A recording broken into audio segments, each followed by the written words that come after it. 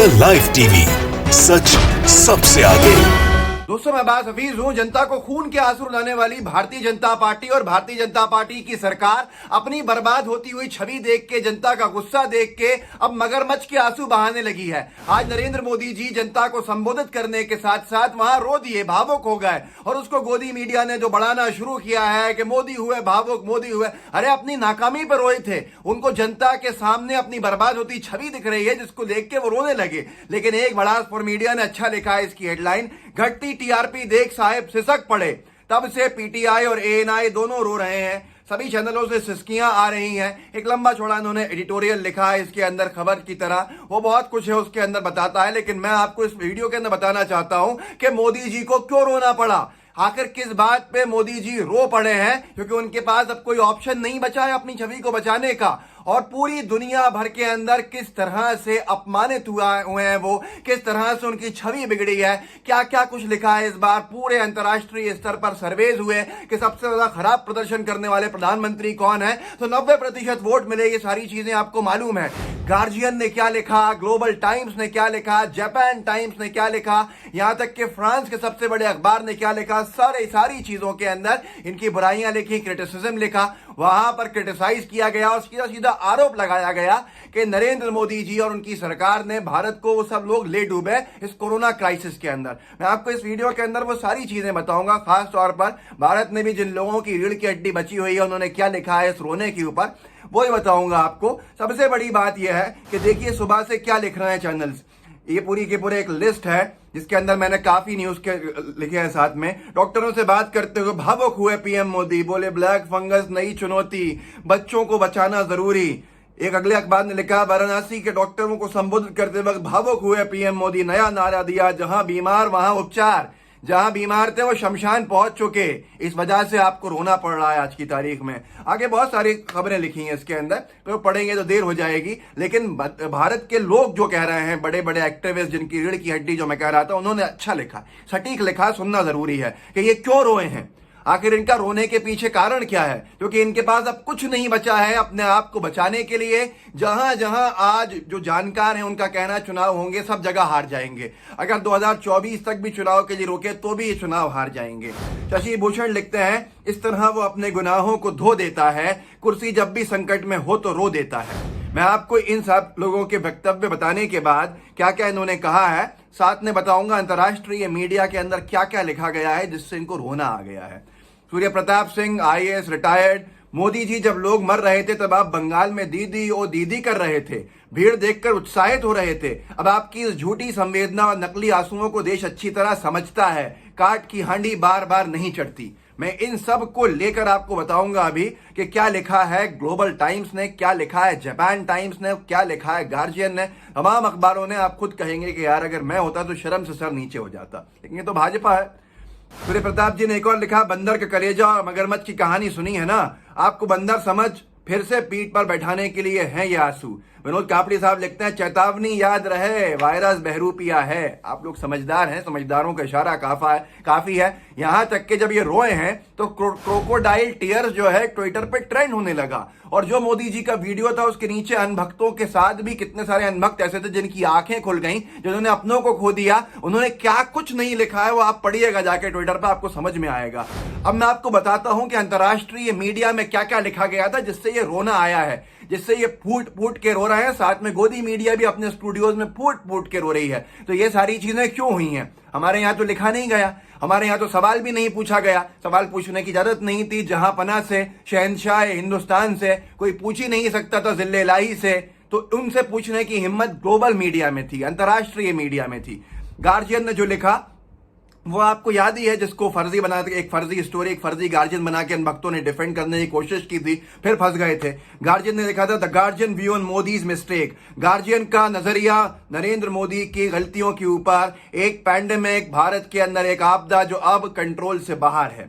उसके साथ साथ कतर ट्रिब्यून ने लिखा था, जो अंग्रेजी के अंदर हेडलाइन है कि भारत ऑक्सीजन के लिए कोविड-19 जैसे जैसे केसेस बढ़ रहे हैं तड़प रहा है, तरस रहा है।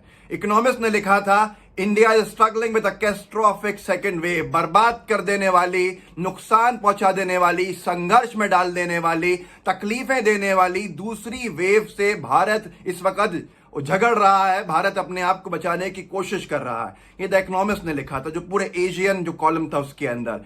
फ्रांस ने अखबार है सामने, और इसके अंदर जो एडिटोरियल लिखा है उसका हिंदी अनुवाद बताऊंगा मैं आपको। ये सामने छापा था इन्होंने, और ये छापा था 27 अप्रैल को, जिसका हिंदी अनुवाद था, ये न्यूज लॉन्ड्री ने लिखा था कि फ्रांस के पेपर ने मोदी जी के अहंकार को जिम्मेदार ठहराया है भारत की आपदा को आउट ऑफ कंट्रोल ले जाने में और इंडिया कोविड डिजास्टर के लिए।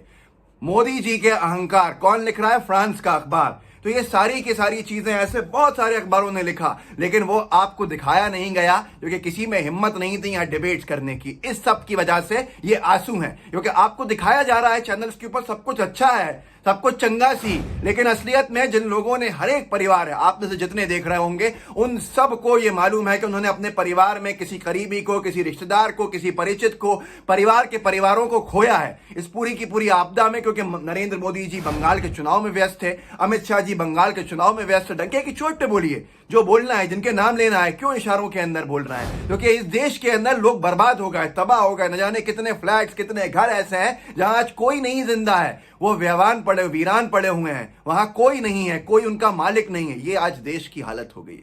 इसके ऊपर जनता में इतना गुस्सा है जो मीडिया नहीं दिखा रहा, पर मोदी जी को मालूम है कि वो गुस्सा इस वक्त किस चरम सीमा पे है, कहां चढ़ चुका है, सर से ऊपर निकल चुका है, और उसके लिए अब ये जगह जगह चुनाव हारने की तैयारी में है। इसलिए लोगों का कहना है कि तीन ही चीजें करते हैं नरेंद्र मोदी जी। इनके पास तीन ही ऑप्शंस होते हैं। एक ऑप्शन है जब जब ये मुसीबत में घिरते हैं, जब जब इनके सामने रास्ते बंद हो जाते हैं, अंधेरा छा जाता है, तीन ऑप्शंस होते हैं। या तो मोदी जी युद्ध का ऐलान करने की बातें करते हैं, पाकिस्तान के ऊपर फालतू की बातें करके, कुछ करना धरना नहीं है वहां पर भी, लेकिन जनता को, अन भक्तों को एक जो है सिरप पिलाया जाता है जिससे कि उनका चरम सीमा के ऊपर राष्ट्रवाद आ जाए, जिससे बीजेपी को फायदा हो। बीजेपी का राष्ट्रवाद यह है कि हम, हमारी पूजा कीजिए, हमारी सबसे ज्यादा आलोचना जो करे उसके खिलाफ बोलिए, यही राष्ट्रवाद है। क्योंकि भाजपा को लगता है वही भारत है, जबकि वो भारतीय जनता पार्टी है, भारत नहीं है। भारत अलग है। भारत वो विशाल देश है जिसका डंका हमेशा से बजता आया है अंतर्राष्ट्रीय स्तर के ऊपर, लेकिन उसको अपमानित भी बीजेपी सरकार कराती है। बीजेपी सरकार का अपमान देश का अपमान नहीं है। तो एक तो यह है ऑप्शन कि पाकिस्तान के खिलाफ बोलना शुरू कर दें ताकि इनको वोट मिल जाए। पाकिस्तान पर करना है, कार्रवाई कीजिए, सब साथ में है आपके, लेकिन करते कब है? दूसरा ऑप्शन क्या होता है आप जानते हैं?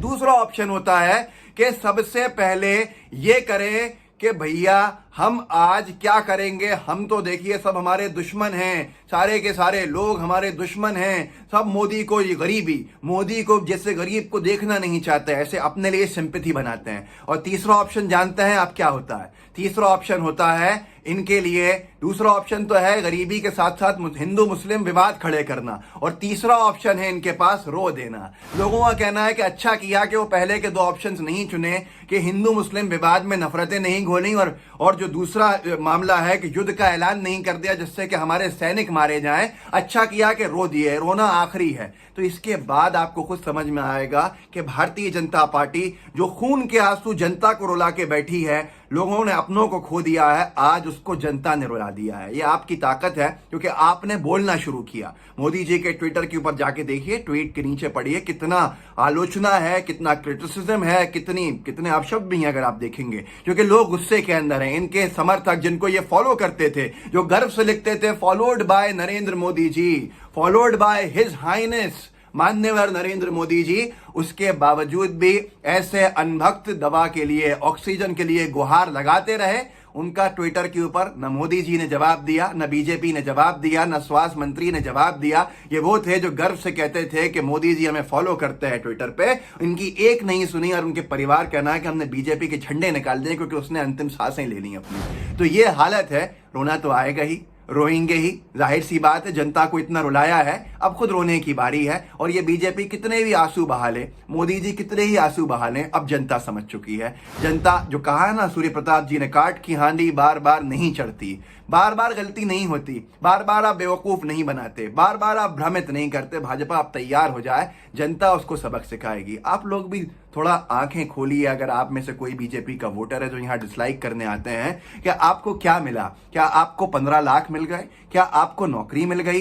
क्या आपके लोगों को बचा लिया, घर वालों को? ये आपदा के अंदर क्या हुआ? अभी तक तो चैनल्स जो थे गोदी मीडिया के, वो हर चीज को हिंदू मुस्लिम रंग दे देते थे, पर वायरस का कोई धर्म नहीं होता, और इस वायरस के धर्म नहीं होने की वजह से से बीजेपी फंस गई पूरी तरह से और ये एक्सपोज हो गया। इस वीडियो को आगे बढ़ाइए, लोगों को जागरूक कीजिए, लोगों को बताइए कि आखिर क्यों साहेब रोए हैं, क्यों खून के आंसू रुलाने वाली पार्टी के सबसे बड़े नेता आज खुद आंसू के अंदर आ गए, उनको आंसू बहाने पड़े। जनता को एक बार आखिरी, अजीत अंजुम साहब ने कहा कि ये आखिरी अटेम्प्ट था, बस ये इसके आगे मतलब अब कुछ नहीं है, सब फेल है। तो ये से देख लीजिए, अब आप खुद आप बढ़ाइए, अपने साथियों के साथ साझा कीजिए, साथ में लाइव टीवी को सब्सक्राइब भी कीजिएगा, बेल आइकन भी दबाइएगा। जय हिंद, जय भारत। द लाइव टीवी, सच सबसे आगे।